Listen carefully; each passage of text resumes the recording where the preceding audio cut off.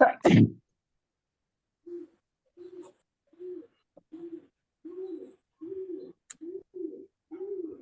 रोजे कैसे गुजर रहे हैं? रोजे आर मूविंग टुवर्ड्स थोड़ी थोड़ी गर्मी है, लेकिन बारिश उन्होंने बताई है कि बारिशें होंगी। तो कल मियाँ से हल्की हल्की बारिश हुई थी मियाँ चलो वाली साइड पे। वो वाली साइड तो वैसे ही तुम लोग के इलाके जरा ठंडे हैं। एग्जैक्टली। यहाँ पे गर्मी में झुलस रहा है।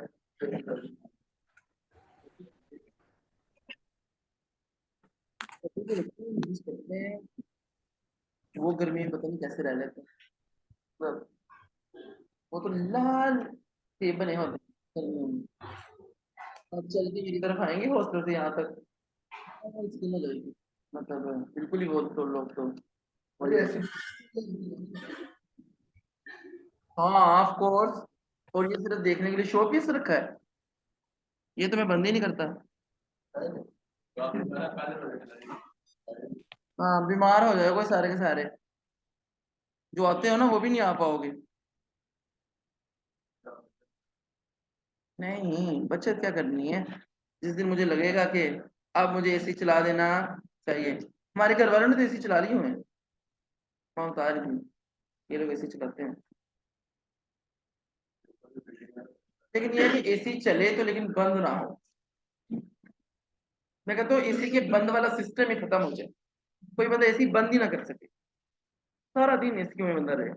लेकिन उसके लिए बच्चों आपको क्या करना पड़ेगा, अच्छी जॉब करनी पड़ेगी, कमाना पड़ेगा। बिकॉज यूनिट्स इस बार और महंगा हो गया है। तो इस बार बगैर एसी के हमारे फ्लैट का जो बिल है वो आया है 10,000 रुपीज। बगैर उसके कुछ भी नहीं चलता, सिर्फ एक ओवन, फ्रिज, डिस्पेंसर, एक पंखा एंड कभी कभार कंप्यूटर, बस कुछ नहीं। नहीं मतलब 10,000 रुपया बिल कोई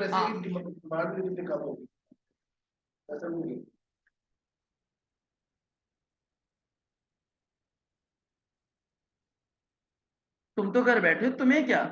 हाँ यहाँ आएंगे सर एसी एसी, और इनके अगर फ्लैट्स में हम लोग चले जाएं या इनके हॉस्टल, मैं कहता हूँ पंखे ऐसी ऐसी गर्मी छोड़ रहे होते हैं ना।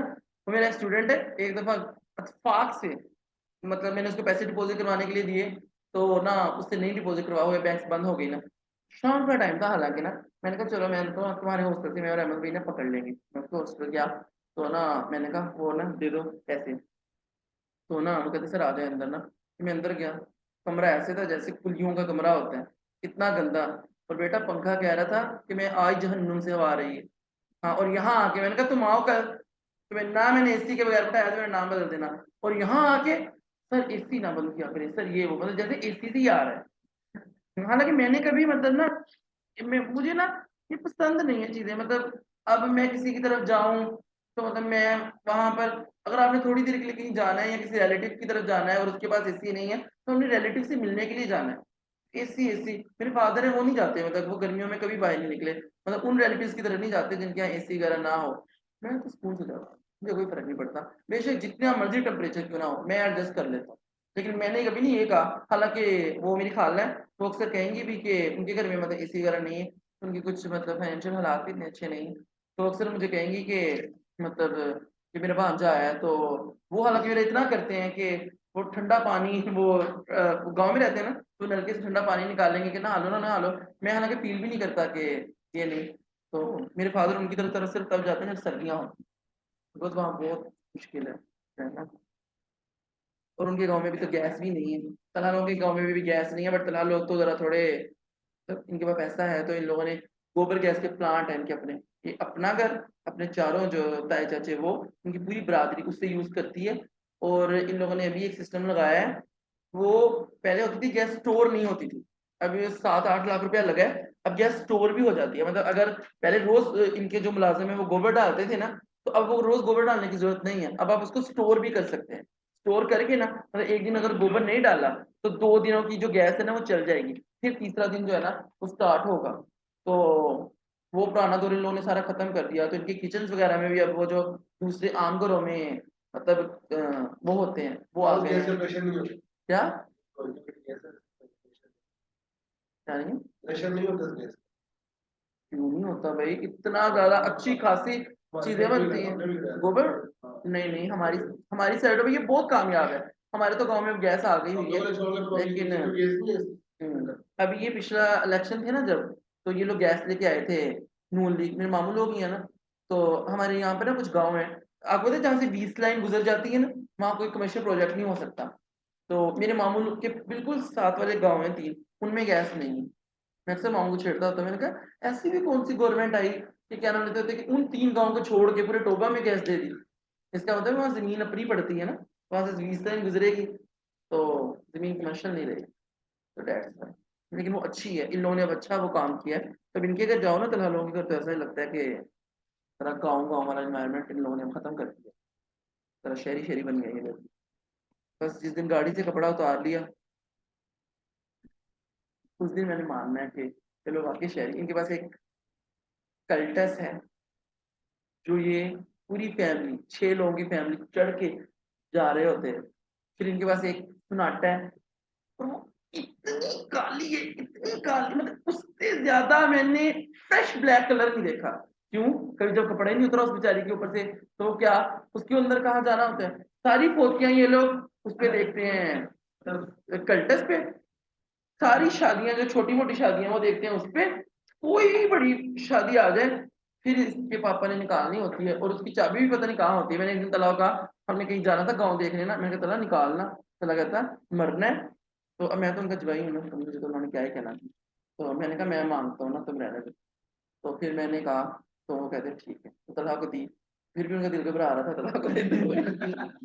तो interest rate risk management. Okay बच्चों, लेट्स स्टार्ट। तलहा यकूब आ गया? चार।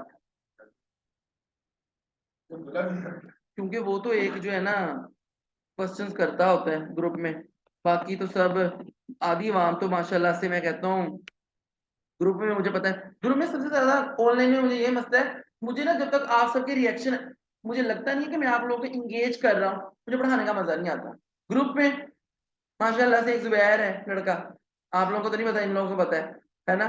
वो ग्रुप में होता है, आज तक उसने कभी बात का जवाब नहीं दिया, इसका मतलब है वो ग्रुप लगाता है, हो जाता है। तो ये सब नाटक चलता है ऑनलाइन। कोविड में क्या करते थे बच्चे? यही सब करते थे। तो तब मैं स्कैन में होता था, मैंने एक दिन क्या किया, मैंने कहा सरप्राइज टेस्ट है आप लोगों का, कल टेस्ट है सर, रिकॉर्डिंग भेज दें सर, रिकॉर्डिंग सेंड कर दें सर, ये कर दें वो, मतलब कि कोई लेक्चर लिया ही नहीं गया था। तो कोविड की वजह से फिर एसीसीए सालों लेट गया इनका। क्यों? तो वो 2 अटेम्प्ट ऐसे ही एसीसीए ने मिस कर दी, पेपर ही नहीं हुए। जो जब पेपर हुए भी तो कुछ आता था नहीं, तो पेपर दिए ही नहीं। तो आप लोगों ने ऐसा नहीं करना, आपने पेपर देना है और इसको पास भी करना है। और याद रखना, जो F9 पास नहीं कर सकता ना, फिर वो आगे तो फिर थोड़ा कहानी अलग आ जाती है।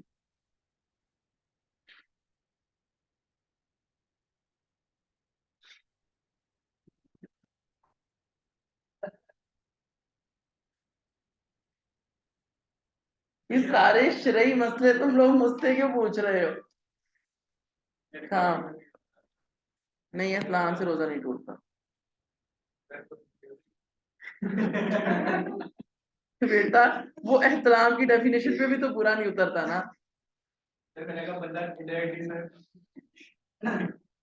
इनडायरेक्टली नहीं, फिर तो रोजा टूट जाता है ना।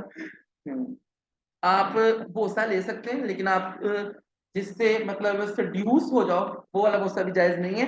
रोजा टूटना ना एक एक्सट्रीम कंडीशन है, नाकस हालत है। मतलब जैसा कि कुछ हदीसें हैं ना, वो हदीस आप पढ़ते हो ना, तो वो एक चीज आपको लगता है, उसका मतलब ये नहीं, जैसे कि कहा गया है कि अगर वली ना हो, तो नबी करीम सल्लल्लाहु अलैहि वसल्लम ने 3 दफा फरमाया कि औरत का निकाह बातिल है, कि वली की इजाजत के बगैर औरत का निकाह बातिल है। मेरे बाप जिंदा होते हुए मैं अपनी बहन का निकाह नहीं करवा सकता, मेरे बाप की रजामंदी जरूरी है। मेरा बाप नहीं है तो मेरी, मैं करवा सकता हूँ अपनी बहन का निकाह। हम दोनों नहीं है तो चाचा जो है वो क्या बन सकता है, वली बन सकते हैं, या मामू वली बन सकता है। लेकिन तब तक वली कौन होता है? बाप, फिर भाई, फिर कोई और तीसरा रिश्ता।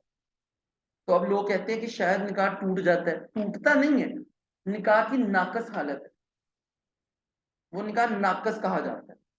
बरकत नहीं है। क्यों? औरत का वली, तो औरत के लिए वली का होना, हमारे यहाँ तो आ गया है ना, फलाना बालग है, फलाना नहीं बालग है, मैच्योर है नहीं मैच्योर नहीं, वली होना जरूरी है औरत की शादी में। ये मैं फिर अक्सर सोच रहा था कि जितनी भी कोर्ट मैरिजेज और ये वो हुई हैं, है ना, हम एक इंसान को हासिल तो कर लेते हैं, तो जब इस्लाम ने कह दिया कि निकाह नाकस है तो उसमें क्या बरकत होगी और क्या नहीं, और फिर हम लोग एंड में जा कहते हैं मेरी लव मैरिज थी और मेरी लव मैरिज चली नहीं। तो ये सारी चीजें देख लीजिए। और मेरे ख्याल में आप लोगों, बिस्मिल्लाहिर्रहमानिर्रहीम, कल आप लोगों को समझ आई थी FRA की, तो इंटरेस्ट रेट रिस्क मैनेजमेंट मैंने आप लोगों को स्टार्ट करवाया था। आज तो सिर्फ उसका थ्योरेटिकल चीजें हैं, न्यूमेरिकल पार्ट तो कल हमने कंप्लीट कर लिया था। यहाँ पर भी दो पार्टीज हैं, फॉरेन करेंसी में भी दो पार्टीज थी, यहाँ पर भी दोनों को रिस्क है, वहां पर भी दोनों को रिस्क था। वहां कौन थे? Exporter importer. यहाँ कौन है? Lander borer. लैंडर को इंटरेस्ट रेट के कम होने का, बोरर को इंटरेस्ट रेट के बढ़ने का। खत्म करने के लिए क्या किया जाए? FRA, बैंक के पास जाओ, एक रेट बुक कर लो कि इतने माह बाद इतने टाइम के लिए आपको लोन चाहिए, 3/9 3/6 वगैरह। क्लियर है बच्चों? 3/6 का क्या मतलब है ऑनलाइन वालों? 3/6 ऐसे लिखा हो, 3 और 6, इसका मतलब बताओ जल्दी।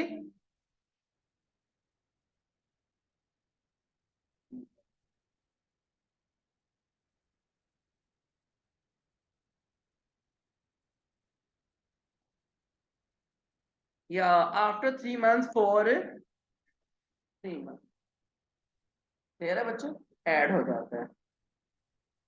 तो दिस इज द, ये उसके बाद आपने जो रेट गिवन होता है वो पर एनम होता है, आपने अपना रेट चूज करना है। अगर तो बोरर है तो हायर वाला, लेंडर है तो लोअर वाला।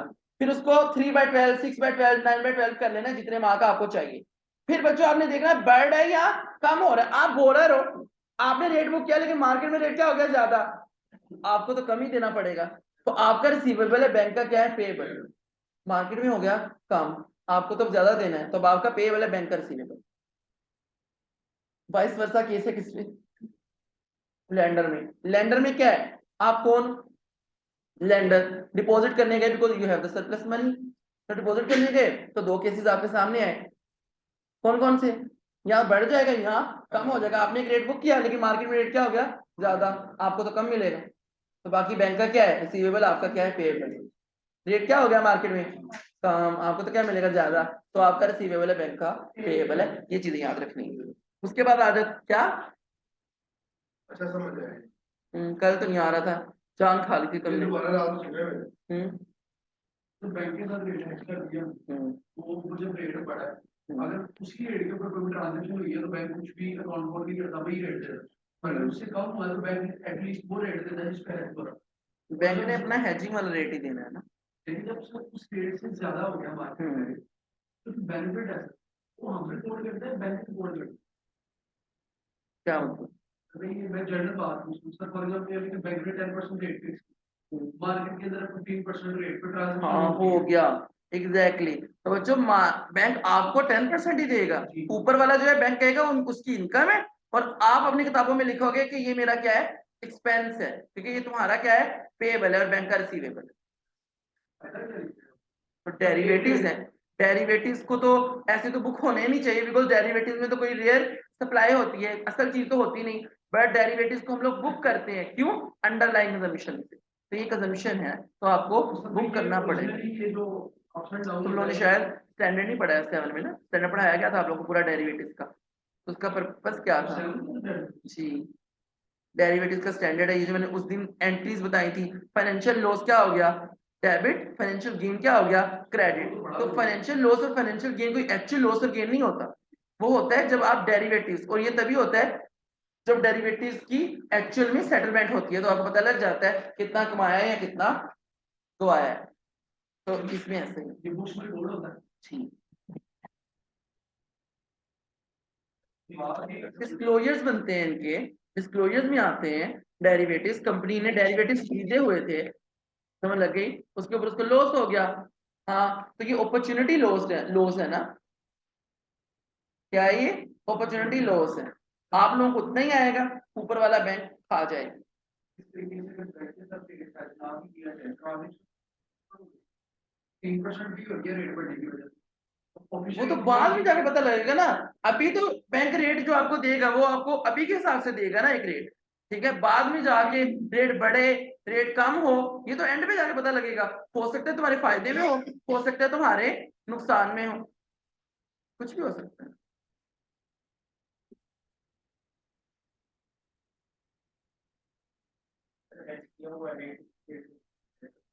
क्या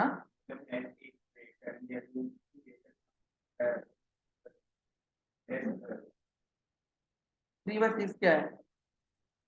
नहीं, 3/6 क्या है? दिमाग खा लिया कल से। ओके, इंटरेस्ट रेट फ्यूचर्स क्या क्या क्या? इंटरेस्ट रेट फ्यूचर, ये एक एक्सचेंज ट्रेडेड डेरिवेटिव है जिसको आप बाय और सेल करते हैं अपने लॉस को कम करने के लिए। बायर जो है, जो बोरर है, वो क्या करता है? बाय, लेकिन वो पहले सेल का ऑप्शन लगाएगा, लेटर क्या करेगा? बाय। तो जो लेंडर है वो उसने इवेंचुअली क्या करना होता है? सेल। तो वह पहले बाय करेगा लोअर रेट पे, सेल करेगा हायर रेट पे, तो एक का क्या कमा लेगा? प्रॉफिट। वो तो सेलर है। लेकिन बोरर क्या है? बायर। बायर जो है उसने तो खरीद रहे हैं, तो वो पहले सेल करेगा किस पे?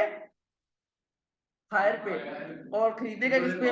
लोअर पे। तो दिस इज, उसको प्रॉफिट चला जाए। बात समझ आई? क्लियर है बच्चों?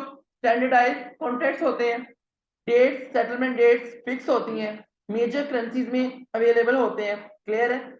और ये दोनों को बचाते हैं, लैंडर को एक्सचेंज रेट के कम होने से, बोरर को एक्सचेंज रेट के बढ़ने से। नेक्स्ट,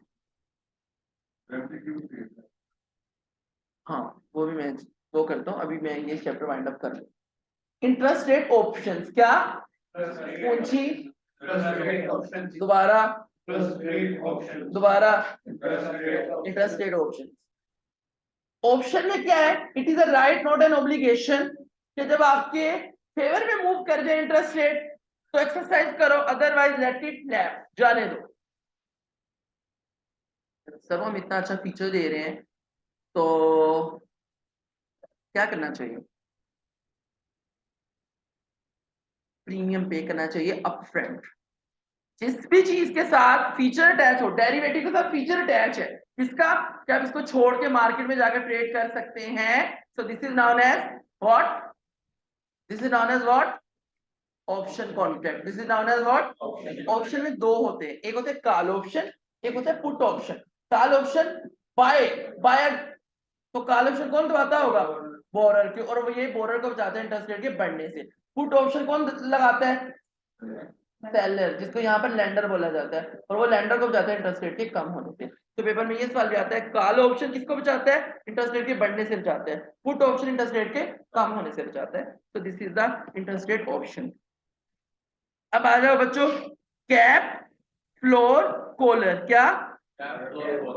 ऊंची आवाज में, कैप, फ्लोर और कॉलर। जी तो हाफिज, व्हाट इज कैप?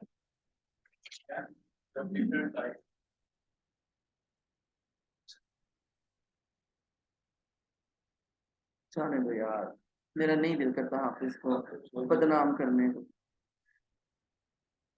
क्यों? पहले इतना हो चुका है।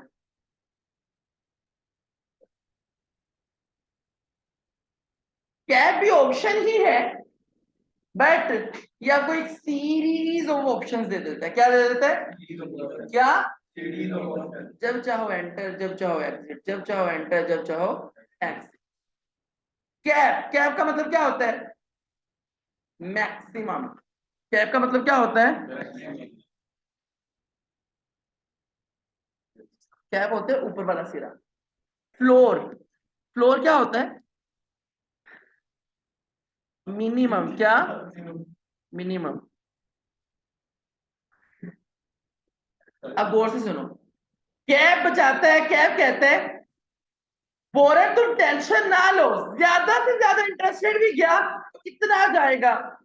फ्लोर वाले कहते हैं लेंडर तुम टेंशन ना लो, कम से कम इंटरेस्ट रेट भी इतना रहेगा।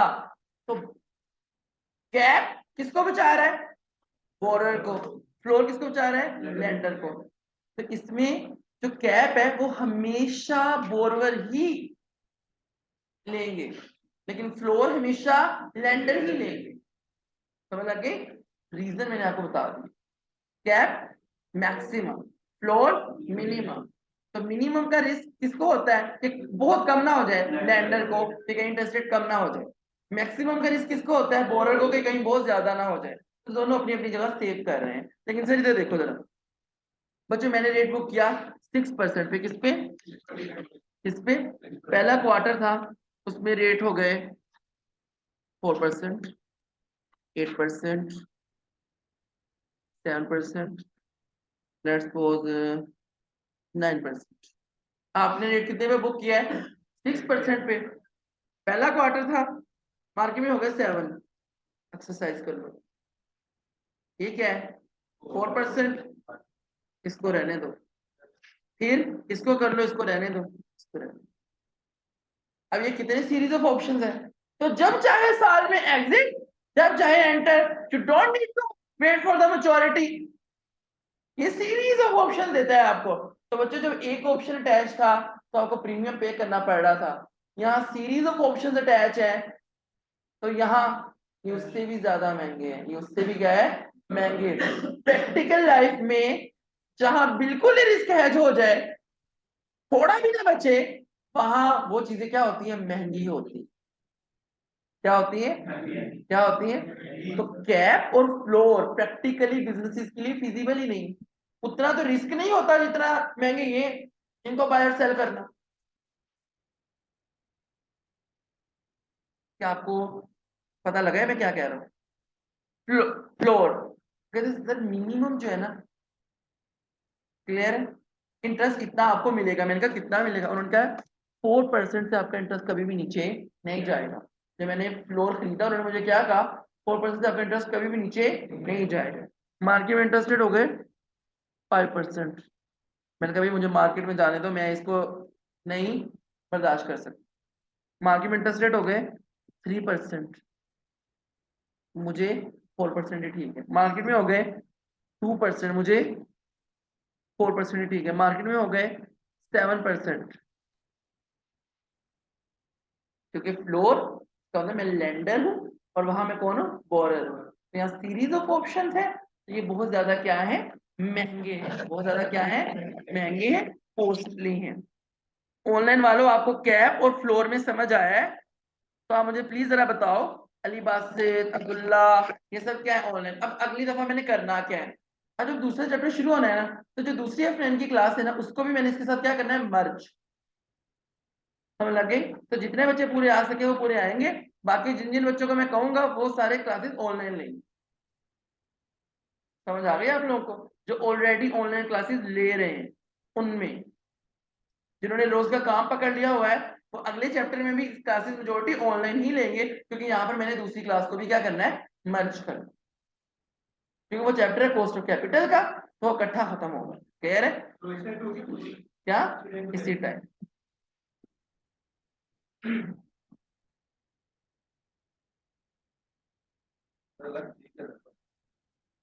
क्या भाई, इस क्लास की कैपेसिटी में 18 बच्चे आते हैं। 2 3 4 5 6 7 8 9 10 11 11 बैठे हुए हैं। उस क्लास में है ही 8। तो मेरा फायदा है, आप लोगों का भी फायदा है। ऑनलाइन तो ये लोग आ ही रहे हैं, आधे बच्चे उस क्लास में भी नहीं आते, उनकी भी सजा है, इनकी भी सजा। सजा नहीं कह सकते, जिनको ऑनलाइन मतलब सही समझ आ रहा है वो घर बैठे हुए हैं ना, वो उसकी क्लास ले लें। क्या मसला है? क्या? नहीं मुझे कोई मसला नहीं है, वो टेंशन ना लो। मेरे अंदर अल्हम्दुलिल्लाह बड़ी कैपेसिटी है, मैं मतलब वो कर ही लूंगा। से कहते हैं क्या? Interest rate caps. Ali Azam पढ़ो।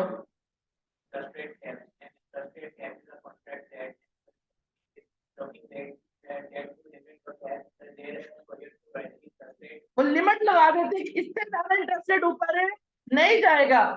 तो जैसे ही ऊपर गया, जैसे ही ऊपर गया, तो जो लिमिट उन्होंने हमें प्रोवाइड की है, हमारी ट्रांजैक्शन उसी एक लिमिट पे होगी। समझ लग गई? ऊपर जाता जाए, हमें कोई मसला नहीं है। बच्चों ये किसके लिए फिजिबल है? मेरे लिए, किसके लिए? मैंने गाड़ी ली है कार इजारा से, मिजान बैंक से। क्या लिया मैंने? गाड़ी, फ्लोटिंग रेट डेट पे।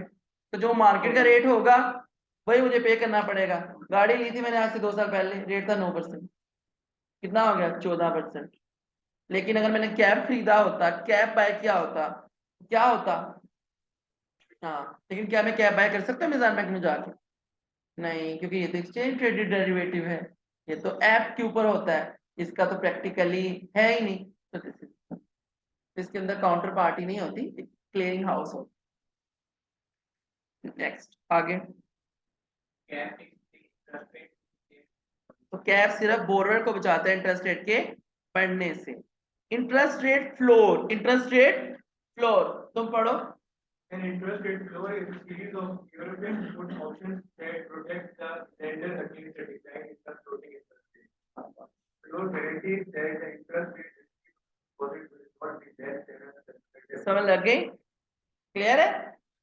मैं लेंडर हूं, मुझे डर है कि माशाल्लाह से इंटरेस्ट रेट गिर ना जाए, क्योंकि मुझे तो फ्लोटिंग रेट आता है। क्या आता है? तो बैंक बैंक नहीं, सॉरी, मैं फ्लोर क्या कर लूंगा? क्यों क्यों करूंगा ऐसा? जी, ताकि कम भी हो मुझे मिनिमम आता रहे। क्लियर है बच्चों? तो डेट इज फ्लोर। नेक्स्ट आगे बढ़ो। अच्छा, पढ़ लिया था वो? ओके। सोचो आप लोगों ने कैप भी पढ़ लिया, फ्लोर भी पढ़ लिया, तो जरा मुझे हसन आप बताओ, हमने कितने मेथड सीख लिए हैं करेंसी को हेज करने के? नीचे से नहीं देखना, इसकी बुक बंद कर दो। हम्म,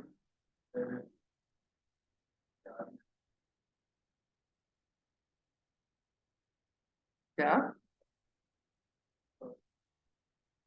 FRA, forward rate agreement, interest rate options, interest rate futures, cap, floor, आखिरी क्या है? कॉलर। आखिरी क्या है? कॉलर। ये दोनों तो दो एक्सट्रीम कंडीशन थी, और हमने कहा कि भाई ये तो हमारे लिए फिजिबल नहीं है, बहुत महंगा है, लेकिन गारंटी देता है कि आपकी ट्रांजैक्शन उसी रेट पे होगी, चाहे जितना मर्जी बढ़ जाए, आपको उतने पैसे मिलेंगे चाहे जितना मर्जी कम हो जाए। अब कॉलर क्या है? कॉलर में ना आप सेम टाइम, क्या?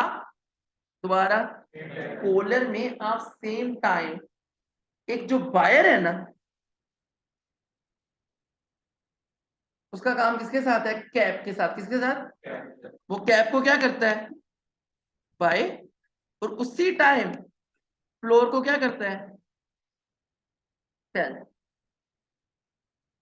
जो सेलर है उसने फ्लोर को क्या करना होता है? बाय, क्योंकि उसका काम किसके साथ है? फ्लोर के साथ। तो कैप को क्या कर देता है? सेल। साइमल्टेनियसली, एक ही वक्त में, एक ही पीरियड के लिए, और एक ही रेट पे। 6% है ना, अगर लेट्स सपोज 6 पे मैं फ्लोर को क्या करूंगा? सेल। और 6 पे कैप को क्या करूंगा? बाय। मैंने दोनों ऑप्शन साइमल्टेनियसली लगाए। अब क्या होगा? सोचो, चलो सारे मुझे मुझे सोच के बताओ क्या होगा। मैं कौन हूँ? बोरर। मैं कौन हूँ? गौर से सुनते जाओ जरा अभी ये बात। मैं कौन हूँ? बोरर। मुझे किससे मतलब है? इंटरेस्ट रेट के बढ़ने से। क्लियर है? मैंने 6% का रेट बुक किया, 6% से ऊपर गया, मेरी ट्रांजेक्शन कितने पे होगी? 6 पे। लेकिन मैंने साथ में फ्लोर को भी सेल पे लगाया हुआ है। किस पे लगाया हुआ है? किस पे लगाया हुआ है? फ्लोर को सेल पे लगाया हुआ है। तो बच्चों साथ ही मैंने फ्लोर को सेल पे लगाया हुआ है, तो 6% मैक्सिमम। तो जब उससे कम आएगा तो वहां से मुझे रिटर्न आ जाएगा, तो इंटरेस्ट क्या हो जाएगा? बैलेंस। और यहाँ पर सेलर का काम किसके साथ है? फ्लोर के साथ। तो वो फ्लोर को क्या कर लेगा? बाय। उसको क्या कर देगा? सेल। साइमल्टेनियसली। यहाँ 100% रिस्क नहीं है। क्यों? इंटरेस्ट रेट ही 6% हो गया। समझ लग गई? तो जो सेल कर रहे हो आप लोग फ्लोर, वहां थोड़ा क्या हो जाएगा? लॉस हो जाएगा ना। तो इसीलिए ये उनसे थोड़ा लेस ग्रंटेड है, इसलिए ये थोड़ा सस्ता होता है, फिजिबल होता है और बिजनेसेस इसको अडॉप्ट कर सकते हैं, क्योंकि यहाँ आपने साइमल्टेनियसली दोनों ऑप्शन लगाने। बायर ने कैप बाय करके रखना है, बट फ्लोर भी साथ साथ सेल करना पड़ेगा। सेलर ने, लेंडर ने बाय करना है फ्लोर, बट कैप को भी सेल पे लगाना पड़ेगा। बात समझ आ गई आप लोगों को? क्लियर है बच्चों? This is what, this is the collar. आप जरा इसको एक दफा पढ़ लो, इंटरेस्ट रेट कोलर।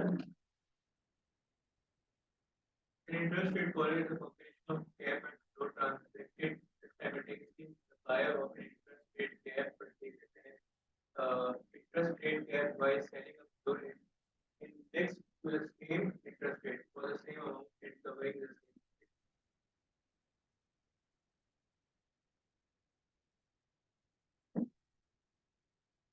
बात समझ आई आप लोगों को?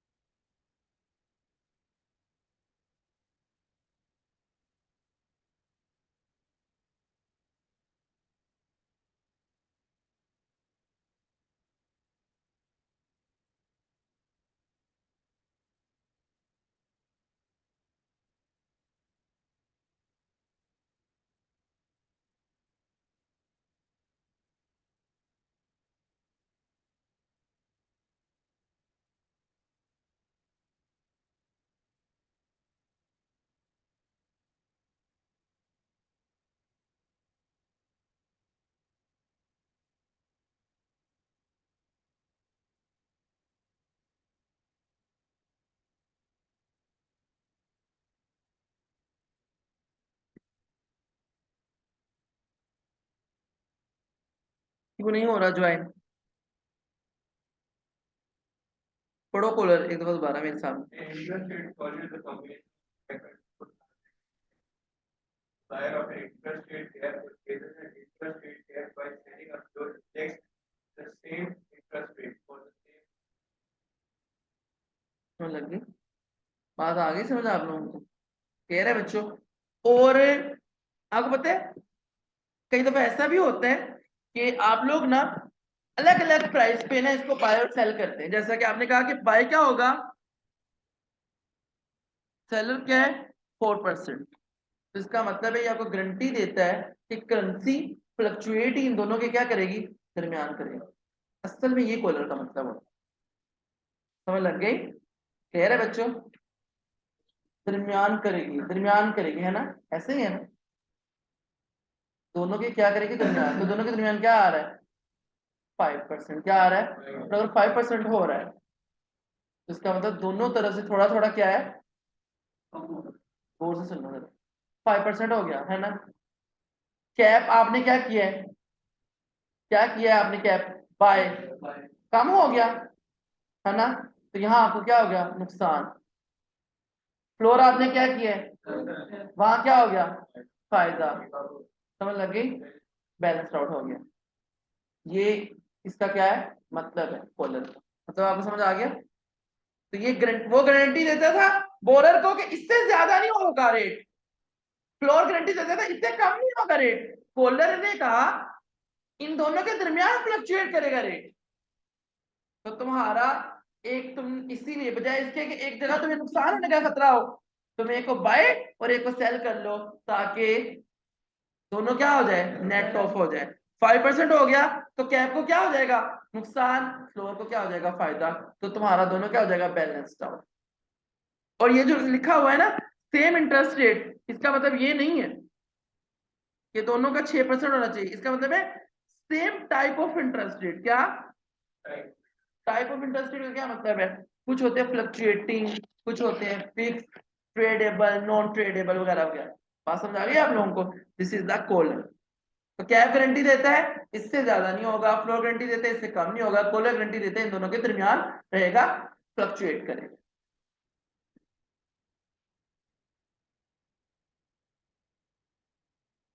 अब्दुल्ला मैं ये कह रहा हूँ कि कैप में ना आप लोग सिर्फ कैप बाय करते हो और वो कहता है इससे ज्यादा रेट नहीं जाएगा, और अगर इससे ज्यादा चला भी गया आपको जितनी की गारंटी दी है आपकी ट्रांजैक्शन उतने पे ही होगी। फ्लोर आपको गारंटी देता है इस रेट से जो आपको आपने हेज किया है उससे कम नहीं होगा, हो भी गया तो आपको उतना मिलेगा जितनी की आपको गारंटी दी गई है।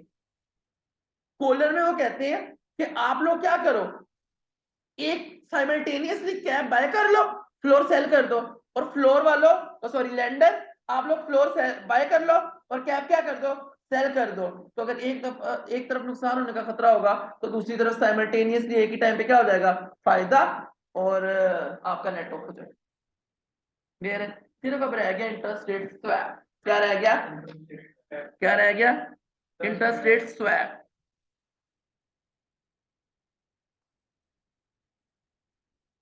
कौन कौन आ गया है?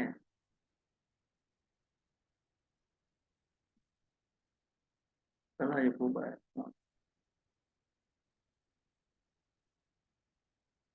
आगे आ जाओ स्वैप पे। स्वैप बहुत इंपॉर्टेंट है, एग्जामिनर स्वैप को नहीं बोल सकता।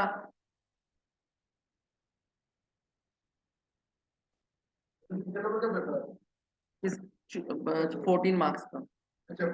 हाँ 14 में तो रैप्टा मारूंगा। चैप्टर का नाम फाइनेंशियल मैनेजमेंट है, रिस्क मैनेजमेंट नहीं कि 40 नंबर का पेपर इसी में से बना दे।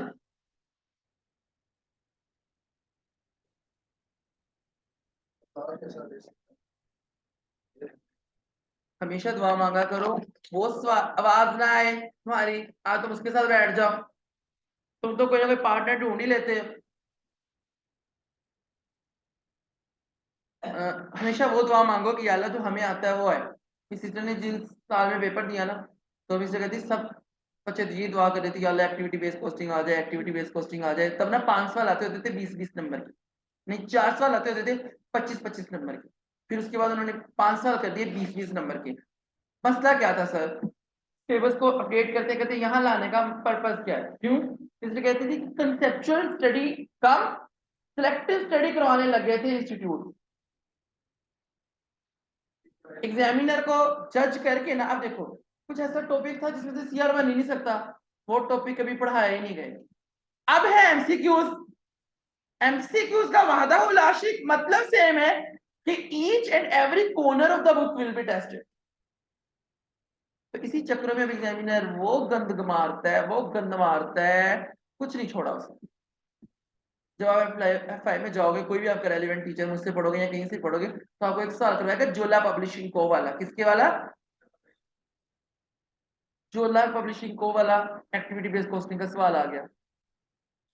तो जो कह रहे थे अल्लाह आ जाए आ जाए आ जाए, वो सब आउज बिल्ला नाउज बिल्ला उन्होंने पढ़ना शुरू कर दी। क्यों? उसके अंदर उसने हर चीज सेंटीमीटर मिलीमीटर इसमें दी हुई थी, और बच्चों को तो ये यूनिट्स कभी याद ही नहीं थे, तो बच्चे उड़ गए सबके सब। तो ऐसा होता है। तो लेकिन इसी ने टॉप किया था उसके उस 77 मार्क्स थे, तो उसकी पाकिस्तान में पहली पोजीशन। और P4 में इसका जो एडवांस लेवल है उसमें भी उसकी पाकिस्तान में पहली पोजीशन। पीएफ पे भी किया हो अल्हम्दुलिल्लाह। और अभी कल उसने मुझे शर्मिंदगी का इजहार मेरे साथ किया कि क्या नाम लेते होते हैं कि अभी ये जो अटेम्प्ट आ रही है इसमें सेकंड जो पेपर है वो तुम दे रहे हो कि नहीं? मैंने कहा नो आई एम नॉट।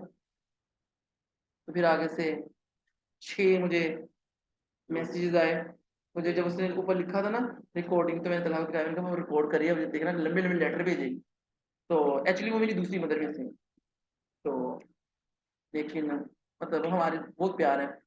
तो ना मैसेज, पहला मैसेज 1 मिनट कुछ सेकंड, दूसरा मैसेज 2 मिनट कुछ सेकंड, तीसरा मैसेज 3 मिनट, मतलब करते करते तुम सिर्फ बच्चों को पढ़ाओ, तुम तो ऐसे हो जैसे तुम्हारी बड़ी बहनों की शादियां होने वाली हैं, तुम्हारे ऊपर बड़ी जिम्मेदारी है, ये वो, तुम बच्चे से बच्चे ज्यादा करते जा रहे हो। जो मैंने तुम्हें कहा था एक सीएफए कर लो, एक बंदे का लेवल होता है, एक ये होता है, एक वो होता है, ये वो, तुम्हें सिर्फ पढ़ाने की पड़ी है, तुम्हें नहीं पता कि कितना स्टेटस लेवल बढ़ता है।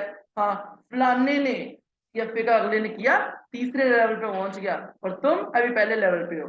ये पहली रिकॉर्डिंग में। दूसरी रिकॉर्डिंग, अब्बू के साथ तूने पंगा लिया हुआ है, अब्बू को तुम बुला के राजी नहीं हो, वो अब हमारे अब्बू हैं, ये हैं, वो हैं, अगर वो तुम्हें कुछ कहते हैं तुम ये करते हो, तुम वो करते हो। मेरा दिल कहता है मैं आऊं लाहौर, तुम्हें वहां से डंडे मार के मैं घर लेके जाऊं। हाँ, अभी मैंने आना है इंशाल्लाह ताला बड़ी ईद पे, और मेरी बड़ी ईद पे आने तक तुम्हारे कम से कम 4 सब्जेक्ट तैयार हो जाने चाहिए सीएफए लेवल 2 के, वरना छुड़वा दूंगी तुम्हारी अकेडमी वगैरह भी सब, और तुम पहले सीएफए करोगे, फिर आगे तुम ना जाओगे। ये दूसरी रिकॉर्डिंग में, ये दूसरी रिकॉर्डिंग में था। फिर तीसरी रिकॉर्डिंग, तुम्हें इज्जत रास नहीं आती, कितने ज्यादा टीचर्स हैं जो तुम्हें फ्री पढ़ाने के लिए रेडी हैं, ठीक हो गया, एक सिफारिश की जरूरत भी नहीं है, ठीक हो गया। मैंने तुम्हें कहा था सर अली और जैन के लेक्चर लो, तुमने लिए, तुमने तो उसको डाउनलोड भी नहीं किया, मैंने तो उसको तुम्हें पूरा लिंक भेजा था, तुमने नहीं किए। तुमने कभी ये गवारा नहीं किया कि बहन को फोन करके पूछ लूं कि कहाँ से पढ़ना है, कैसे पढ़ना है, ये पढ़ना है। अल्हम्दुलिल्लाह, जिस यूनिवर्सिटी में और जिस सेक्टर में आज तक अपनी सीवी भेज के अप्लाई किया है ना, पाकिस्तानी 15-15, 20-20 लाख की जॉब आती है, तो आप जितना मर्जी कर लो, अकेडमी इंशाल्लाह ताला तुम्हारी चल जाए, बट 15-20 लाख रुपया महीने का आ रहा है, और इतने इंसेंटिव है कि तुम्हारी सोच से भी बाहर है। ये तीसरी रिकॉर्डिंग में। फिर चौथी रिकॉर्डिंग में, अच्छा मेरा तुम्हें डांटने का मतलब ये नहीं है कि ये वो, मेरा मतलब है तुम्हें समझाना, मेरा समझाने का तरीका ऐसा है, तुमने माइंड नहीं करना, तो तुम बात का जवाब क्यों नहीं दे रहे, मुझे अभी बात का जवाब दो। ये चौथी रिकॉर्डिंग। पांचवी रिकॉर्डिंग में फिर मैंने जवाब दिया, छहवीं रिकॉर्डिंग में तो मेरे क्यूट से भाई हो, मैं तो तुम्हें बिल्कुल समझा रही थी, नहीं नहीं मेरे बच्चा तुमने बिल्कुल भी टेंशन नहीं लेनी, मैं तुम्हारी सपोर्ट करूंगी। तो मैंने कहा जान छुड़वाओ मेरी इससे, कि मतलब ये क्या सपोर्ट करेगी। तो इस तरीके से ना, मतलब इसने किया हुआ है ना, तो उसको लगता है कि सीएफए वो है, वर्थ है। पूरी दुनिया में ना सीएफए से बढ़कर, अगर सीएफए के बाद कोई डिग्री नहीं है, because CFA chartered financial analyst, तो वो सबसे टॉप पे है, और वो यूएसए, और इतनी उसकी मांग है ना। मेरी सिस्टर ने वहां पे ना कॉर्पोरेट स्ट्रक्चर है, मतलब वो बैंकिंग इंस्टीट्यूशन है, वहां पर आजकल जॉब कर रही है, पहले उन्होंने छोड़ दी थी, उनको अल्लाह ताला ने 3 ट्रिपलेट बेबी दिए थे ना, तो पहले एक बेटा था, फिर 3 ट्रिपलेट बेबीज हो गए ना। फिर ऑस्ट्रेलिया में तो ये सिस्टम नहीं होता, दादियां नानियां यहाँ तो संभाल लेती है ना, तो वहां जॉब भी करना और ये संभालना, तो 1.5 साल में सिस्टर यहाँ रह के गई, और अभी वापस गई है, और जाते साथ जिस कॉर्पोरेट में छोड़ा था वो भी बुला रहे थे, लेकिन उनका एक कंपेटिटर था वो भी बुला रहा था, तो वहां पर मेरी सिस्टर की जॉब हुई है, तकरीबन वो पाकिस्तानी तकरीबन 13.5 लाख रुपया मतलब सैलरी है। और पूरा जो घर है ना, वो मेरे मतलब बहनोई को मिला हुआ है, और वो घर जो है ना, उसके आसपास तकरीबन आधा किलोमीटर तक कोई घर नहीं। वहां पर ऐसे टाउन्स में ऐसे घर होते हैं, इसीलिए सिक्योर्ड इन्वायरमेंट। और लंच कार्ड बना हुआ है दोपहर का अनलिमिटेड, तो आपका जो कंपनी के आवर्स में जो एक लंच टाइम है वो फ्री ऑफ कॉस्ट है कंपनी की तरफ से।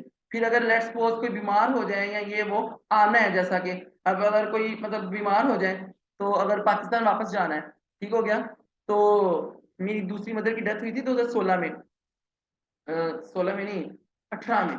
हाँ, तो मेरी सिस्टर के भी नहीं नहीं वो वहां पे वो हुई थी, तो जिस कंपनी में मेरी सिस्टर जॉब कर रही थी, तो उन्होंने मतलब मेरी सिस्टर को अपने एक्सपेंस पे अपनी, वो उनकी मदर थी ना सखी, तो भेजा था, और 1 महीने की छुट्टी भी अलॉट की थी। फिर मेरी सिस्टर ने कुछ क्रेडिट आवर्स के लिए मेलबर्न यूनिवर्सिटी, जरा गूगल कर लेना जरा वहां पे कि दुनिया में कितने नंबर पे आती है, सिर्फ 3 माह एक उनकी स्टाफ थी वो नहीं थी, तो उनको उन्होंने कॉर्पोरेट स्ट्रक्चर में कहा कि ऐसा बंदा जिसके वो जो है लर्निंग इंटरेक्शन अच्छा हो, उसको भेजें। मेरी सिस्टर को वैसे टीचिंग की तरफ इतना इंटरेस्ट नहीं है, इसलिए उसे स्कैन छोड़ के ना कॉर्पोरेट स्ट्रक्चर में चली गई थी मेरी सिस्टर ना। तो जब वहां गई, तो आप सोच सकते हैं कि मतलब 55 पाकिस्तानी लाख का कॉन्ट्रैक्ट था, 3 माह का। तो सबसे ज्यादा बाहर के मुल्कों में जो पैसा कमा रहे हैं वो वहां के प्रोफेसर हैं, आपकी बुक में जितनी भी थ्योरीज है ना, वो सब साइंटिस्ट नहीं, आप इनको, वो थ्योरिस्ट है, वो प्रोफेसर है यूनिवर्सिटीज के, जिन्होंने ये मोटिवेशन थ्योरीज एंड ये सब थ्योरीज पेश की हैं। फिशर प्रोफेसर था जिसने आप सबको वो जो फादर ऑफ फाइनेंस बन गया। इतना ज्यादा पैसा है जिस तरीके से मिस मरियम फरूकी को इससे पढ़ा हुआ है कोई? कैन मिस मरियम फरूकी है वो, और मेरी सिस्टर दोनों क्लास फेलो है। मिस जो मरियम फरूकी है वो ऐसे है माशाल्लाह, अल्लाह उनको नजर बद से बचाए, कि वो मतलब वो दस्ताने पहनती हैं और मतलब वेल करती हैं। और वो मेरी सिस्टर की मतलब जिसे कहते हैं ना कि राइट हैंड फ्रेंड है, कि मतलब मेरी सिस्टर जो है, और इकट्ठे स्कैन में दोनों को टीएशिप मिली थी। और मेरी सिस्टर ने मरियम को कहा कि तुम्हारा जैसा, तुमने जिस तरीके से अपने आप को बनाया हुआ है ना, तो मतलब मैं तो बिल्कुल ऐसी नहीं हूँ, तो तुम यहीं रहना, यहाँ से निकलना मत, कॉर्पोरेट स्ट्रक्चर तुम्हारे लिए नहीं बना, कॉर्पोरेट स्ट्रक्चर की मार तुम बर्दाश्त नहीं कर पाओगे। और मिस मरियम ने एक दफा क्लास में भी कहा कि अल्हम्दुलिल्लाह मैं जितना, बेशक उससे बहुत कम कमा रही हूँ, लेकिन उसने मुझे बताया कि मैं ईवाई वगैरह के लेवल पे पूरा नहीं उतर पाऊंगी। क्यों? वहां पर किसी जगह का ऑडिट करने जाना होता है, कभी कुछ कभी कुछ। तो मिस कहती मैंने स्कैन में रह के अल्हम्दुलिल्लाह अपने हिसाब से बहुत कमा, मतलब वो किया है। तो जिसे कहते हैं, तो मेरी सिस्टर वो मिजान बैंक में चली गई और करते करते वो कॉर्पोरेट स्ट्रक्चर में चली गई। मिस मरियम फरूकी की शादी थी, मेरी सिस्टर ने, है ना, पूरे फर्नीचर का सामान भेजा था। क्यों? उसके लिए पैसा सिर्फ कागज है। अभी वो 1.5 साल हमारे घर में रह के गई है, और 1.5 साल में उसने मेरे फादर को 2 गाड़ियां बदल के दी, अलग अलग। 1.5 साल में 2 गाड़ियां। क्यों? वो ऑनलाइन वर्क कर रही थी, तो पैसे आ रहे थे।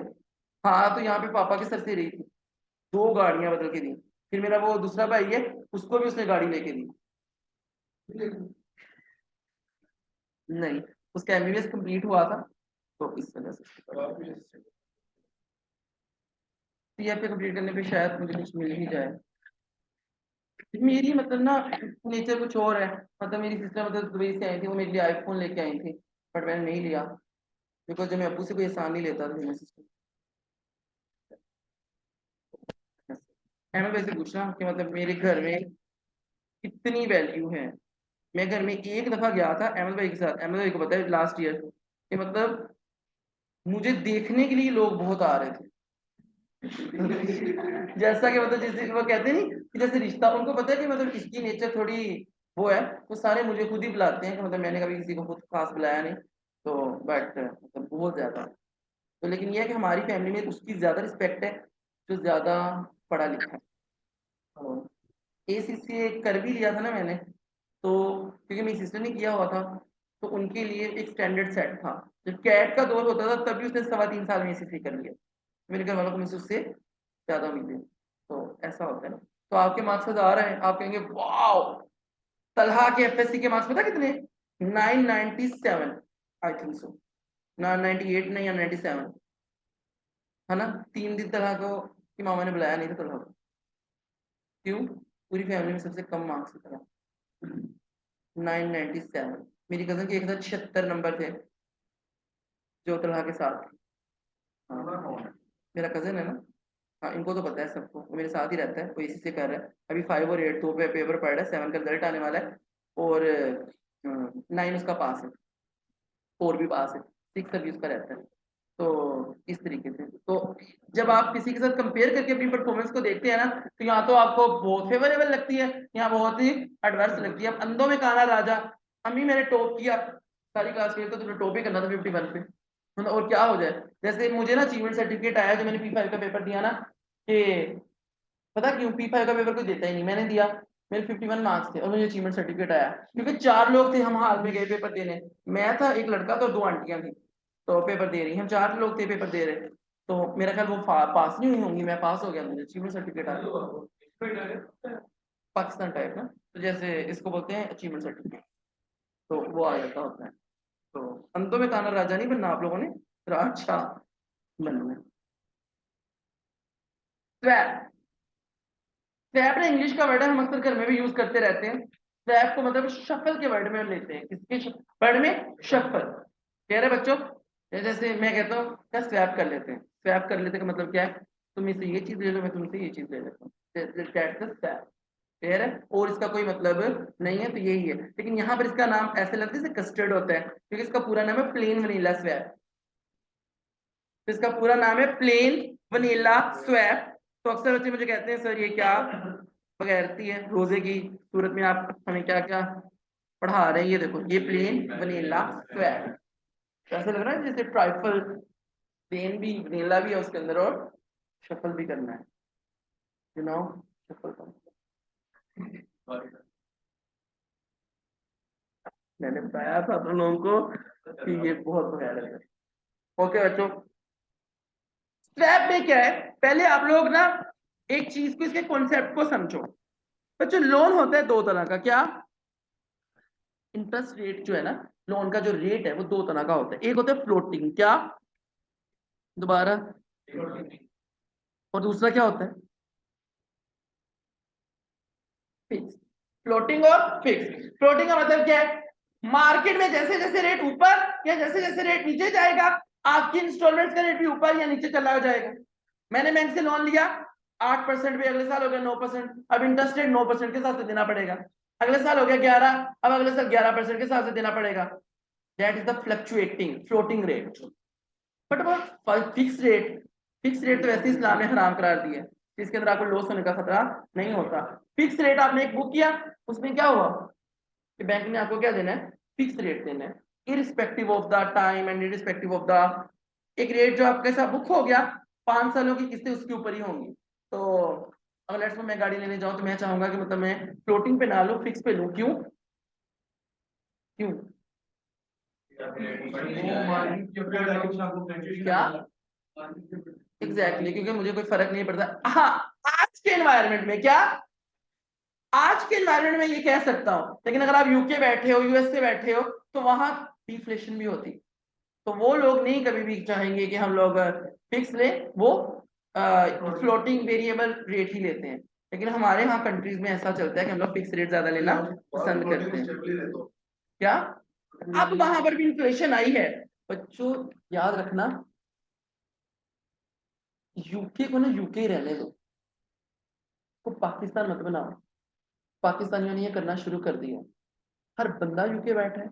यूके की इकोनॉमी से ज्यादा इंडिया की इकोनॉमी स्ट्रॉन्ग है आजकल। मैं करंट सिचुएशन बता रहा हूँ, इंडिया ज्यादा स्ट्रॉन्ग होता जा रहा है।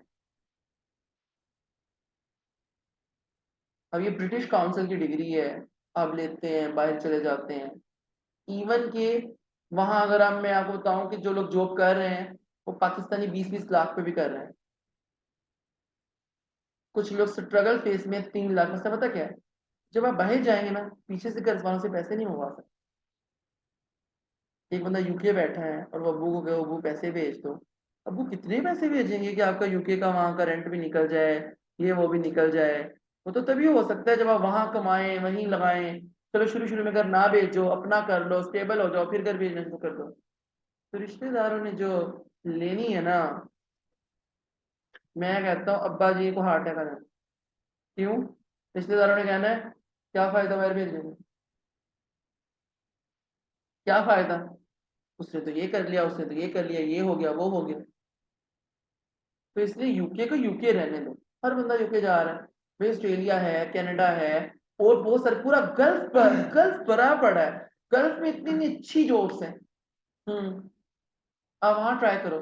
मेरी सिस्टर है वो दुबई में होती है, तो मुझे कह रही थी कि मतलब मैंने लास्ट टाइम इंटरव्यू दिया था जब मैं वहाँ था मक्का में, तो अभी वो मुझे कह रही थी कि तुम एक दफा लाजमी यहाँ आके ना, यहाँ की number of students, market share वगैरह निकालो, कितना एनसीसी का बच्चा है। तो यहाँ पर इवन की वो कह रही थी कि मेरे जो, जहाँ पर जिस फ्लैट में मैं रहती हूँ है ना, वो उनका अपना विला है ना, उसे विला बोलते हैं लेकिन वो फ्लैट टाइप ही है, मतलब घर टाइप है, कि उसके बिल्कुल साथ कोई और रह रहा है, पीछे कोई और रह रहा है। तो इस तरीके से उसके हमारे बिल्कुल साथ ना, हमारे गैराज से रास्ता जाता है नीचे ना, तो अगर बंदे ने अकेडमी बनानी भी हो ना, तो वहाँ 2 कमरे हैं, मतलब जो सर्वेंट क्वार्टर है वो हमारे सर्वेंट नहीं, उस सोसाइटी के सर्वेंट, अगर मेरा एक है उसका 2 है, तो वो सोसाइटी से ना कम दामों में मिल जाता है, क्योंकि कोई सर्वेंट वहां पे रह नहीं रहा।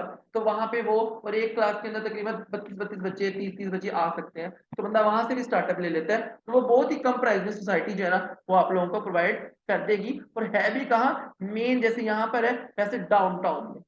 तो ठीक है, और इवन कि उनके विला से मालूम दुबई का रास्ता भी बहुत कम है, कि इवन रात को अगर वो निकले ना तो घंटे डेढ़ में जाके वापस आ जाते वॉक के लिए।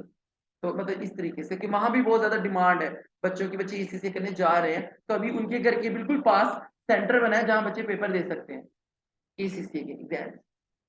तो इसका मतलब ईसीसी की वहां पर भी डिमांड है, तो इसलिए। और वो कह रही थी कि एडवर्टीजमेंट करना वगैरह वगैरह या बच्चे गेन करना वो तुम्हारी रिस्पॉन्सिबिलिटी नहीं है, वो तुम्हारे भाई की रिस्पॉन्सिबिलिटी है, वो मेरी बहनों ही है ना, तो मतलब वो कर लेंगे, मतलब वो टेंशन नहीं, तो एक दफा आके मार्केट चेक करनी चाहिए। तो अहमद को भी कहती रहती है कि तुम आओ, क्योंकि उनको बड़ी टेंशन लगी रहती है, बिकॉज अब अहमद भाई की सिस्टर की शादी होनी है, तो वो चाहती है कि अहमद भाई भी जरा थोड़ी और स्टेबल हो जाए, तो फिर शादी के बाद खर्चे और चीजें वगैरह ऐसी होती हैं। तो अहमद भाई भी फिलहाल सिर्फ अमेजोन कर रहे हैं, तो अमेजोन भी अच्छा है उनका, अच्छा कमा लेते हैं, लेकिन उसका ना थोड़ा सा और हो जाए ना।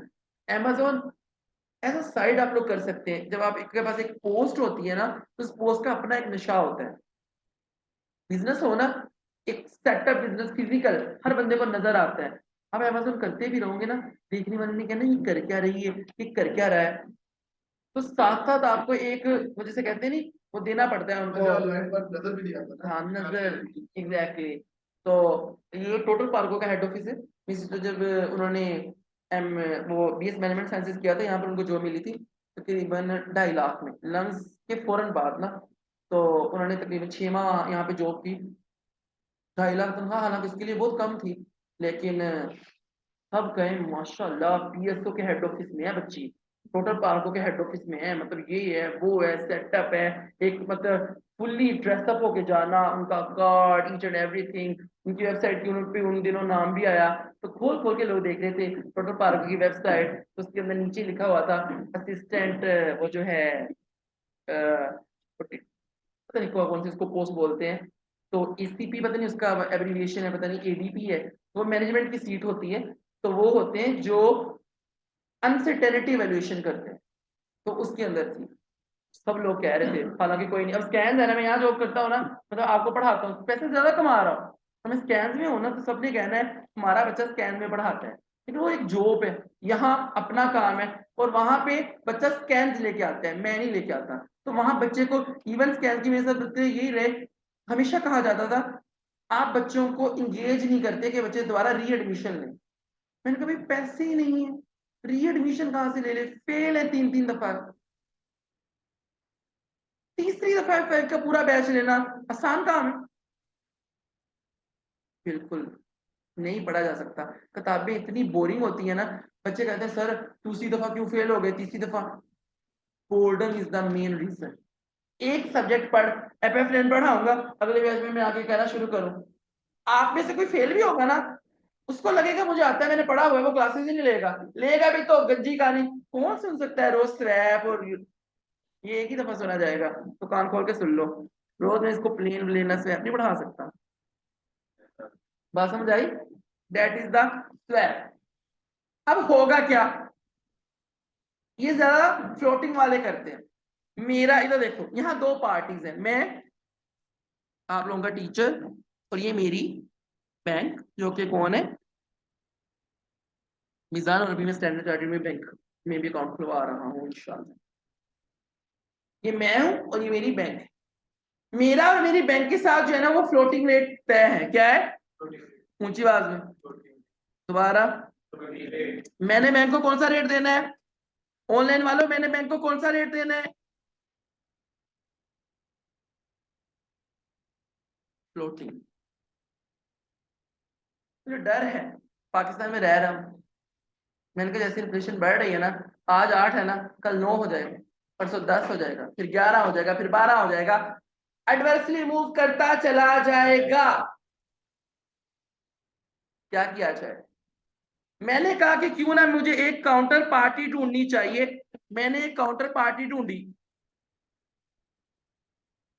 अब अच्छा मैं कह रहा हूं मैंने एक काउंटर पार्टी ढूंढी, तो ये कौन सी मार्केट का डेरिवेटिव है, काउंटर मार्केट का, रादर देन एक्सचेंज ट्रेडेड।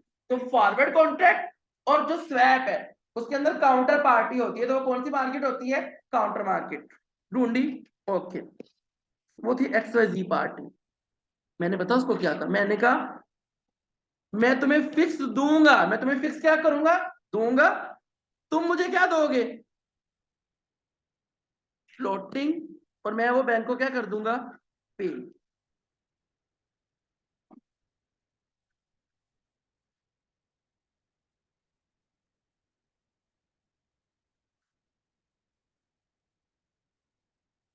आपको बात समझ आई है? नहीं है बात समझ? ओके, इधर देखो जरा।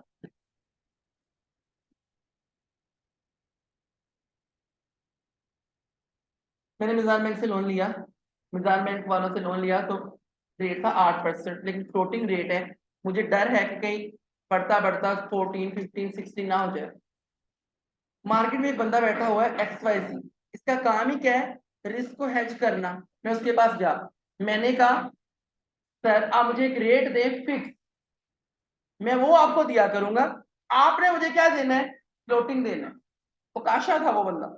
ओकाशा ने कहा सर मैं आपको 10% का रेट देता हूँ, क्योंकि आप मेरे टीचर भी रह चुके हैं और अब माशाल्लाह से आपको पता है मेरी एक कंसल्टेंसी फर्म बन चुकी है, तो मैं तो फरोन हूँ, लेकिन आपको मैं कितना रेट दे रहा हूँ? 10%। कितना रेट दे रहा हूँ मैं? अब हर महीने ओकाशा को कितना देता रहा हूँ? 10%। ओकाशा मुझे फ्लोटिंग देगा। ओकाशा को सर क्या फायदा है? रेट हो गया 11%, मुझे फायदा? ओकाशा का नुकसान 1% का, इसने तो मुझे कितना देना है? 11%। मैंने वही जाके बैंक को पे कर देना। अगले साल महीने हो गया 12%, मेरा क्या है फायदा? ओकाशा। तीसरे महीने IMF ने दे दिया लोन, करेंसी हो गई एप्रिशिएट, इंटरेस्ट रेट हो गए कम, और वो हो गए 8.5%। कितना? 2.5% का किसको फायदा? ओकाशा को। मैं तो ओकाशा को क्या दे रहा हूँ? 10%। तो बैंक के साथ नहीं आपका लिंक, आप एक थर्ड पार्टी ढूंढ लेते हो। क्या ढूंढ लेते हो? Third party. इसीलिए तो एक्सटर्नल हेजिंग मेथड है। आप क्या ढूंढते हो? Third party. देना आपने बैंक को है, बट आप उसको देते रहते हो और उससे फ्लोटिंग लेते रहते हो। तो आपने क्या कहते हैं जो लोन है वो सिर्फ एक्विजिशन के लिए है? क्या? बस एक्विजिशन के लिए है। नहीं, मैंने सिर्फ उसको एक अमाउंट पे करनी है और उसने मुझे वेरिएबल अमाउंट पे करनी है। जैसा कि मैंने उसको बताया होगा, ये देखो मैं आकाशा के पास गया, मैंने कहा मैंने ना 1 लाख का बैंक से लोन लिया है और मुझे वेरिएबल रेट डेट है और इस टाइम 8% चल रहा है, तो 1 लाख के पीछे मुझे सालाना कितना देना है? 8,000। आकाशा ने कहा सर मुझे डर है कि इंटरेस्ट रेट बढ़ ना जाए। इसने अंदाजा लगाया कि इंटरेस्ट रेट कहां तक पहुंच जाएंगे। कैसे अंदाजा लगाएगा ये? कोई अपनी कैलकुलेशन सर्टन करेगा, फिशर के फॉर्मूले से इसने पता लगाया कि जी इंटरेस्ट रेट यहाँ तक चले जाएंगे। इसने कहा कि सर आप मुझे 10% देते रहे, मैं आपको फ्लोटिंग देता रहूंगा। 10% का मतलब क्या है? 10,000। मैंने कहा यार 10% फिक्स वो मेरे साथ कर रहा है, हो सकता है 10% से भी ऊपर चले जाए। मैंने इसको 10,000 देना शुरू कर दिया। ये इसने पहले महीने मुझे 11 दिया, फिर अगली बार मुझे 12 दिया, तीसरी बार इसने सिर्फ मुझे कितना दिया? कितना दिया? 8.5। 8.5 का मतलब कितना है? 8500। अब इसको 1500 का क्या हो गया? फायदा। बात समझ रहे हो? तो जब भी रिस्क हेज करने जाते हैं 100% तो किसी को भी गारंटी नहीं होती। समझ लगे? तो इसको सिर्फ तभी फायदा है जब करेंसी इसके फेवर में जाएगी, मुझे सिर्फ तभी फायदा है जब रेट मेरे फेवर में जाएगा। बात समझ आ गई? This is the swap. Swap party को फायदा है जब फ्लोटिंग रेट बढ़ने की बजाय क्या हो जाएगा? कम, और मैं अभी भी क्या दे रहा हूँ? ज्यादा। मुझे फायदा है जब फ्लोटिंग रेट कम होने की बजाय क्या हो जाएगा? ज्यादा। और ये फॉरवर्ड कॉन्ट्रैक्ट की तरह है, अनएबल टू कैंसिल। लेकिन बच्चों सॉरी, इनको कभी भी कैंसिल किया जा सकता है। 2 महीने वो मुझे ज्यादा देता रहा, तीसरे महीने उसको लगा इस बार तो 13% होने वाले हैं, ये कहेगा भाई खत्म कैंसिल, मैं कब तक देता रहूंगा? बात समझ आ गई? तो ये उसके एनालिसिस पर डिपेंड करता है। That is the swap, that is the swap. बात समझ आ गई? क्या? मैं भी खत्म कर सकता हूँ। मुझे लग रहा है कि इंटरेस्ट रेट बढ़ने की बजाय अब कम होना शुरू हो गए हैं, इकोनॉमी अच्छी हो रही है, तो मैं उसे 10,000 क्यों दूं? मार्केट में 8 है, कल को 7.5 हो जाएगा, फिर 7 हो जाएगा, मैं भी खत्म कर सकता हूँ। जब उसके और लगेगा वो भी खत्म कर सकता है। लेकिन बच्चे इसमें डिफॉल्ट रिस्क भी होता है, ये इसका एक नुकसान है। क्यों? क्योंकि आपने कुछ प्रीमियम तो पे किया नहीं होता। बताया था ना, काउंटर मार्केट में कोई प्रीमियम पे नहीं किया होता, बट एक्सचेंज ट्रेडेड में ऐप खुलती है $1,000 से, तो प्रीमियम होता है अपफ्रंट जो पे करते हैं आप लोग। बच्चों आप मुझे बताओ, समझ आ गई है ऑनलाइन वालों स्वैप की? जल्दी बताओ। कोई बात नहीं बेटा, दबा देते हैं गला।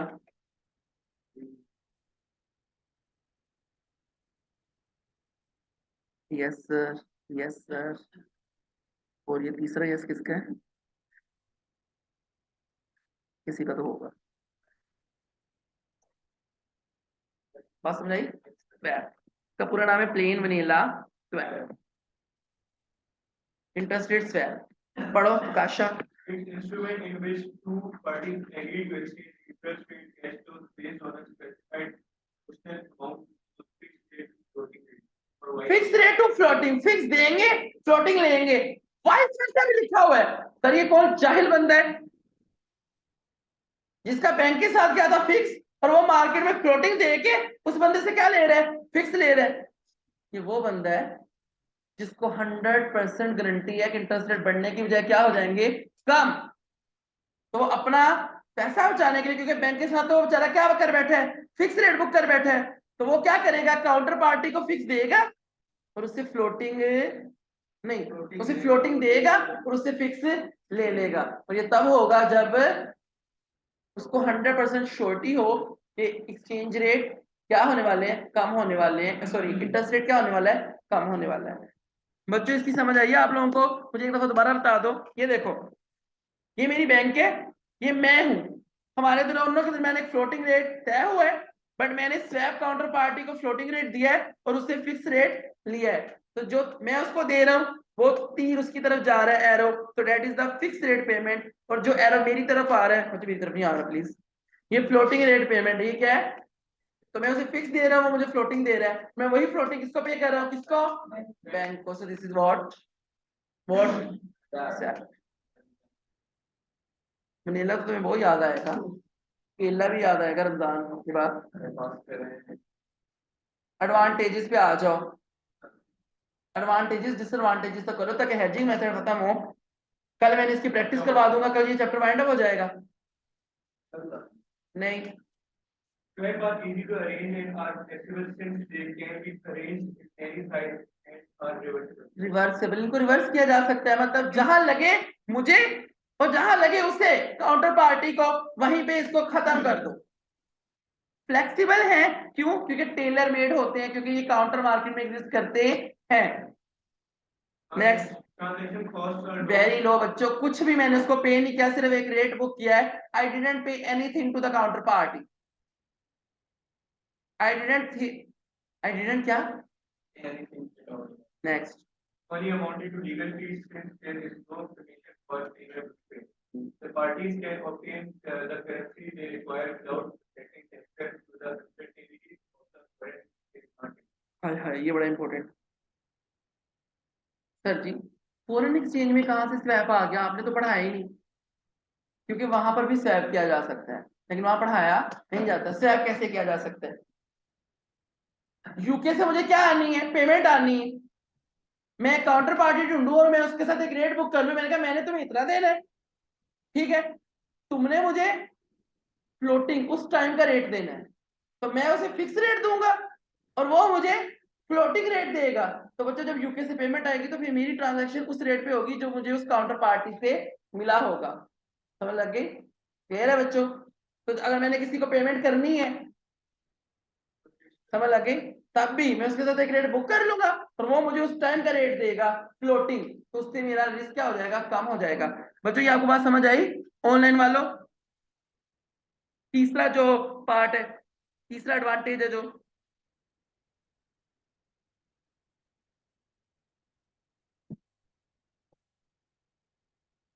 ओके, तो बच्चों इजी टू अंडरस्टैंड, फ्लेक्सिबल, और इनको किसी भी साइज में अरेंज किया जा सकता है, कोई ट्रांजैक्शन कॉस्ट नहीं होती क्योंकि कुछ भी पे नहीं करना। और बच्चों फॉरेन करेंसी को भी की भी हेजिंग में इसको इस्तेमाल किया जा सकता है। बात समझ आ गई आप लोगों को कि नहीं? आगे, Company can gain access to debt finance in another country and currency where it is settled, and consequently has a poorer credit rating than in the home country. It can therefore take advantage of lower interest rates than it could obtain if it arranged the currency. बात आपको समझ आई? नहीं समझ आई होगी। वो कह रहे हैं कोई ऐसी कंट्री जिसकी क्रेडिट रेटिंग आपसे भी गिरी हुई है, आप उसके वहां की काउंटर पार्टी स्वैप पार्टी ढूंढ लो, तो वहां से आपको लोअर इंटरेस्ट रेट भी मिल जाएंगे, क्योंकि वहां पर तो कोई लोन वगैरह इतने रेट पे नहीं ना देता। तो जितनी ज्यादा इकोनॉमी में डिमांड एंड सप्लाई होती है उतने ज्यादा रेट्स वगैरह होते हैं। बच्चों आपको इस बात की समझ आई ऑनलाइन वालों?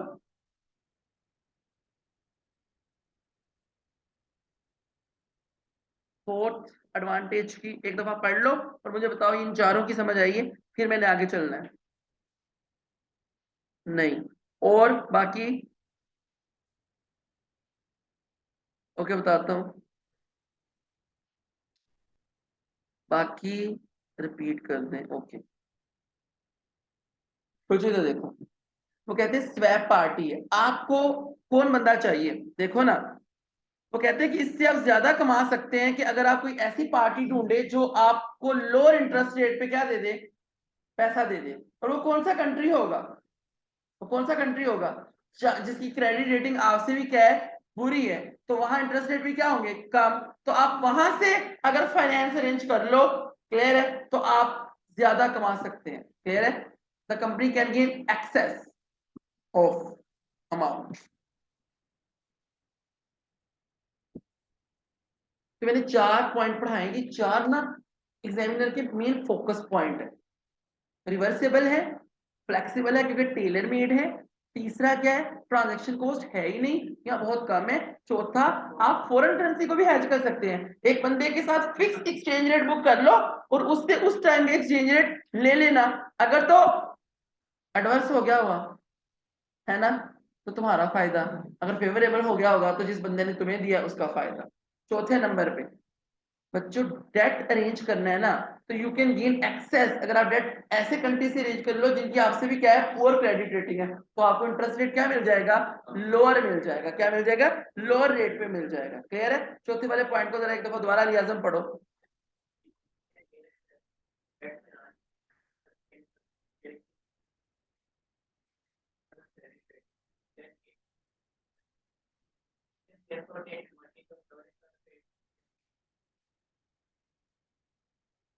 तो लग गई। वो तो पाकिस्तान के पास पैसे नहीं है, लेकिन अगर यूके को पाकिस्तान से पे पैसा चाहिए हो, आगे आ जाओ। बच्चों ये तो दोनों है ना,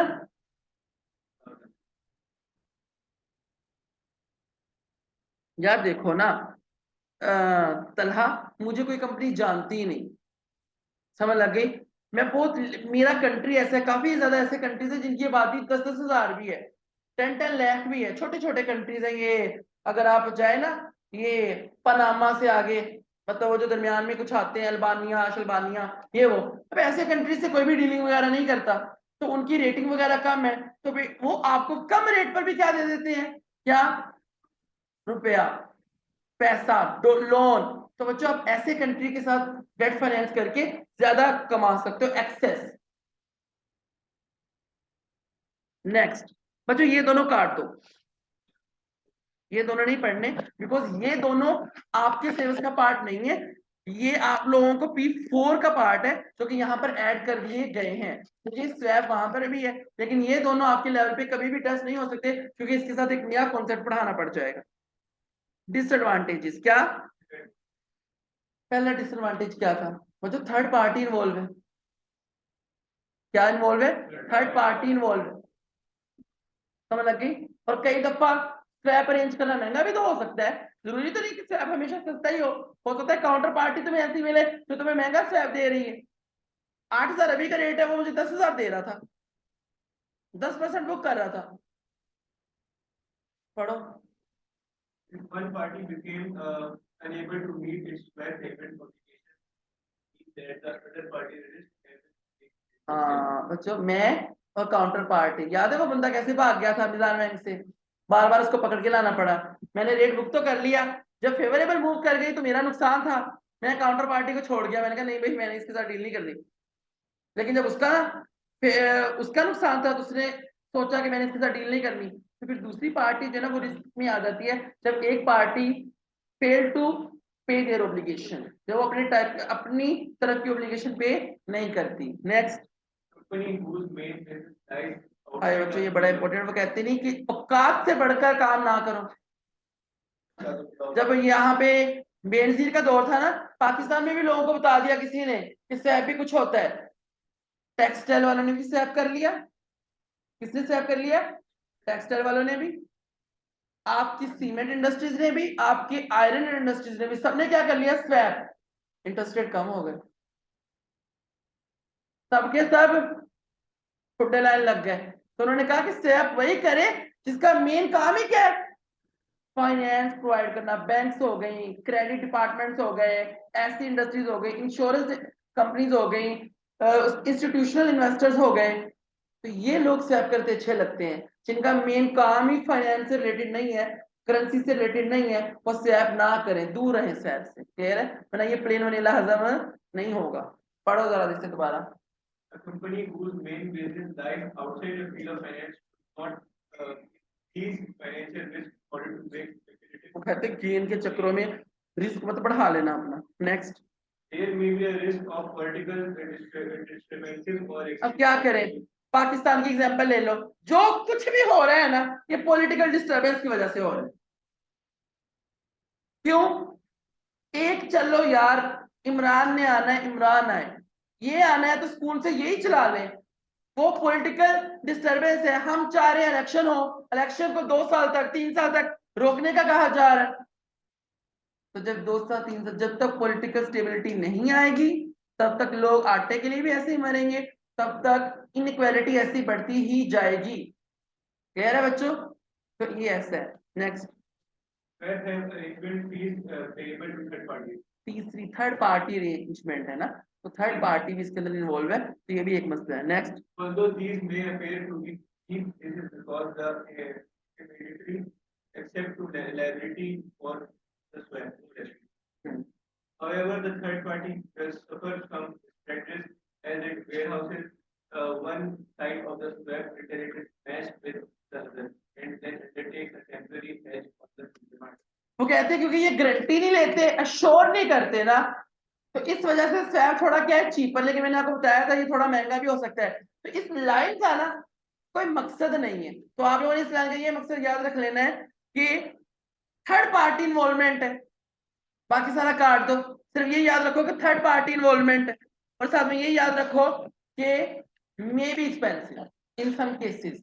केस भी याद करने की जरूरत नहीं है, क्योंकि आप इंटरनेशनल इन्वेस्टमेंट अप्रेजल नहीं कर रहे, वो P4 में करेंगे जाके। ये एक्सपेंसिव भी हो सकते हैं ना स्वैप अरेंज करना।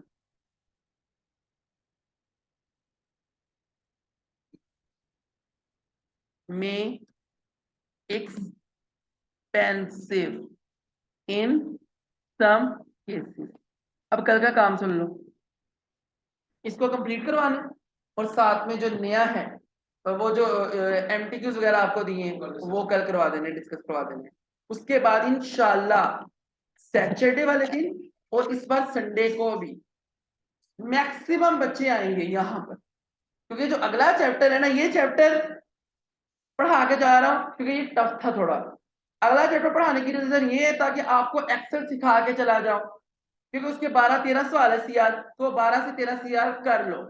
बाकी एक्सेल वाले जो पेपर है, चैप्टर है, वो आके करवाऊंगा। कम से कम एक्सेल आपको पहले सिखा के चला जाओ, ताकि आप ज्यादा से ज्यादा जो छुट्टियां हो वगैरह वगैरह, और कुछ नहीं तो एक्सेल याद रखना। घर में बैठ के एक्सेल करेंगे ना तो थोड़ी सी रेपुटेशन भी बढ़ेगी। प्लीज, कि बच्चे माशाल्लाह अच्छी डिग्री कर रहे हैं, तो घर वालों को दिखाने के लिए एक्सेल पे 3-4 सवाल कर लेना, कि उनको लगे कि माशाल्लाह ठीक है। दिखावे के लिए भी कभी कुछ कर लिया करो, वो दिखावा जिससे फायदा हो। संडे को ही आना है भेजा, संडे को सिर्फ तुम्हारी और मेरी क्लास है। ओके, वो तेरे साथ नहीं है। एग्जैक्टली, जाओ आना है, मतलब मैं अभी कह के हटा हूँ, फिर कहते आना है। हाँ आना है, लेकिन इनकी टाइमिंग अलग और तुम्हारी टाइमिंग अलग होगी। तो फिर आज तो ठीक है सर, 12 दिन को। सर ये क्या करना है, हमारे आपने क्या